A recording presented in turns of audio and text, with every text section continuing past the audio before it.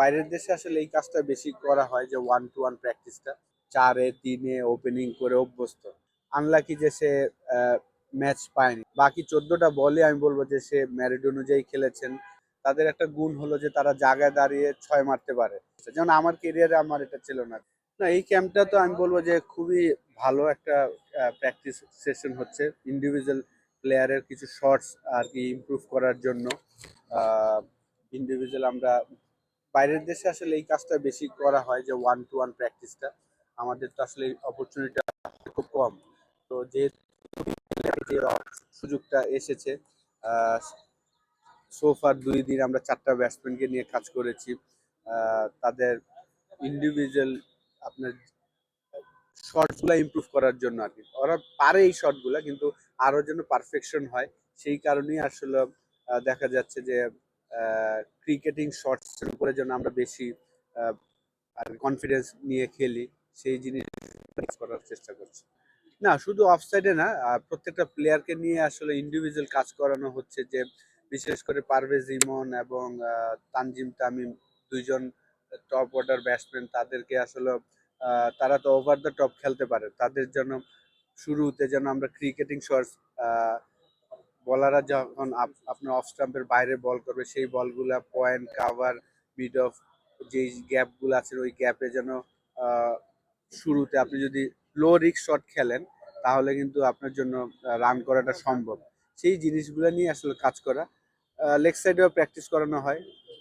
যদি যেমন ফ্লিক, আজকে কিন্তু অনেকগুলা ব্যাটসম্যানকে ফ্লিক প্র্যাকটিস করানো হয়েছে আর কি মিড উইকেট এবং মিডনের ওই ওদিক দিয়ে যেন নিচে বেশি, বিশেষ করে আসলে এই ট্রেনিংটা হচ্ছে আমরা যেন নিচের বেশি শর্টস খেলি আর কি। ওভার দ্য টপ তো আমরা খেলতে পারি, কিন্তু আমরা যেন বেশি বেশি ক্রিকেটিং শর্টস নিচে নিচে খেলতে পারি, সেই জিনিসগুলো নিয়ে কাজ করানোর চেষ্টা করছি। হ্যাঁ, হেড কোচ থেকে আসছেন, প্রত্যেকটা প্লেয়ারকে নিয়ে ইন্ডিভিজুয়াল যে শর্টস প্র্যাকটিসগুলো হচ্ছে হেড কোচের মাথা থেকে এসেছে। না, এখন তো আমরা আসলে সিম্বল নিয়ে কাজ করতেছি। স্পিন ট্রেনিং যখন শুরু হবে হয়তোবা 9 এবং 10 হয়তোবা সেন্টারে, 9 না 10-11 মনে হয় আপনার সেন্টারে যখন স্পিন খেলা হবে তখন হয়তোবা এই বিষয় নিয়ে কোচ আমরা আলাপ করব। তো অবশ্যই আপনি যদি পেস বলেন স্পিন বলেন, আপনি যদি আগে থেকে পিক করতে পারেন যে এইটা এই জায়গায় আসতেছে, এই লেন্থে আসতেছে, তখন আপনার জন্য সহজ হয় খেলাটা। না, দেখেন সাইফ তো আসলে আমরা সবাই জানি যে সে আন্ডার 19-এর ক্যাপ্টেন ছিল, তারপর তাকে সুযোগ দেওয়া হয়েছিল, ওই সময় হয়তো সাকসেসফুল হয়নি, কিন্তু লাস্ট 4 বছর পরে আবার তার সেটেলমেন্ট হয়েছে বাংলাদেশ টিমে। এটার পিছনে ডেফিনেটলি আমি মনে করি যে রংপুর রাইডার্সের একটা বড় অবদান আছে। লাস্ট বিপিএল এ বলেন, তারপর লাস্ট জিএসএল এ খেলার পরই কিন্তু তার সেটেলমেন্ট হয়েছে। বিশেষ করে টি-20-তে ভালো করার পরে তাকে এখন ওয়ানডে ক্রিকেটও সে খেলছেন। তো অনেক ইমপ্রুভ করেছে, প্রচুর হার্ড ওয়ার্কার। তো সে কষ্ট করতে পছন্দ করে। তো আশা করি যে এই সামনের বিপিএলটাও ভালো করবেন। ওয়ার্ল্ড কাপের আগে প্রত্যেকটা প্লেয়ারের একটা অপরচুনিটি, যে যার যার টিমের হয়ে যদি তারা ভালো ফর্মে থাকে তখন আসলে আমাদের ওয়ার্ল্ড কাপে ভালো রেজাল্ট করার একটা সম্ভাবনা থাকবে। না, দেখেন ডেফিনেটলি একটা প্লেয়ার যদি একটা জায়গায় সেটেলমেন্ট হতে পারে ভেরি গুড, কিন্তু সাইফ বলেন, পারভেজ ইমন বলেন, তাদের কিন্তু একটা গুণ আছে যে তানজিম তামিম, তাদের একটা গুণ হলো যে তারা জায়গায় দাঁড়িয়ে 6 মারতে পারে, যে জিনিসটা কিন্তু সব ব্যাটসম্যানের হয় না। এই জিনিসটা যেমন আমার কেরিয়ারে আমার এটা ছিল না যে আমি জায়গায় দাঁড়ায় 6 মারবো, হয়তো ডাউন উইকেট যেতে হবে। স্পিন বলের কথা বলছি আমি। তো সাইফ বলেন, পারভেজ ইমন, তারা কিন্তু জায়গায় দাঁড়ায় 6 মারতে পারে। তো ট্রাই করা হয়েছিল 2টা ম্যাচে, তাকে 4 নম্বরে খেলানো হয়েছিল, পরে আবার লাস্ট ম্যাচে নিয়ে এসেছেন ওপেনিং এ।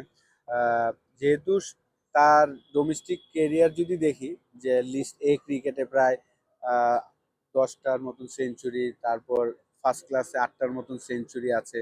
তো সে যখন সেঞ্চুরি করে সেই রানগুলো কিন্তু বড় বড় করে, এবং সে 4-3 ওপেনিং করে অভ্যস্ত। সেই কারণে ম্যানেজমেন্ট বলতে পারবে আসলে, হেড কোচ, অ্যাসিস্ট্যান্ট কোচ এবং ক্যাপ্টেন ওনারা হয়তো বলতে পারবেন। কিন্তু আমি ব্যক্তিগতভাবে মনে করি অবশ্যই আপনার একটা জায়গা হলে ভালো, কিন্তু আমাদের এখন এই মুহূর্তে কিন্তু 4টা প্লেয়ারই টপ অর্ডারের। আপনি যদি দেখেন লিটনও ওপেনিং করতে পারে, সে নাম্বার 3 খেলছেন।